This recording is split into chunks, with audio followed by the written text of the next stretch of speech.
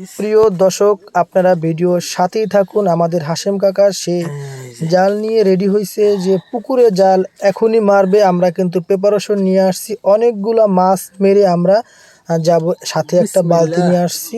এই যে হাশেম কাকা পুকুরে জাল মারছে, আপনারা ভিডিওর সাথেই থাকুন এবং ভিডিওটা খুবই মনোযোগভাবে দেখুন আমরা কতগুলা মাছ মারতে সক্ষম।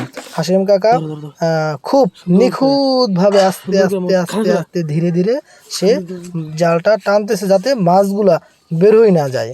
আচ্ছা ঠিক আছে, আমি একটু হাশেম কাকার ধারে গেলাম, একটু পরে বালতিটা নিয়ে তারপরে মাছ তুলবো। আশা করি আল্লাহ আমাদেরকে অনেকগুলো মাছ দিবে।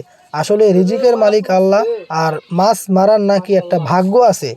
যাই হোক, আমি বালতিটা নিলাম, মাছ দেখি হাশেম কাকার জালে কতগুলা মাছ উঠছে। আসলে আমাদের মনটা খারাপ, মাছ তেমন একটা বাজে নাই।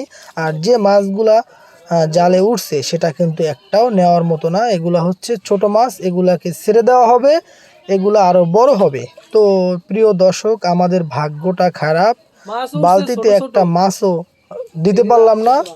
আসলে আমি আপনাদেরকে ভিডিওতে কোনো মাছই দেখাতে পারলাম না, তার জন্য আন্তরিকভাবে দুঃখিত। I am extremely sorry.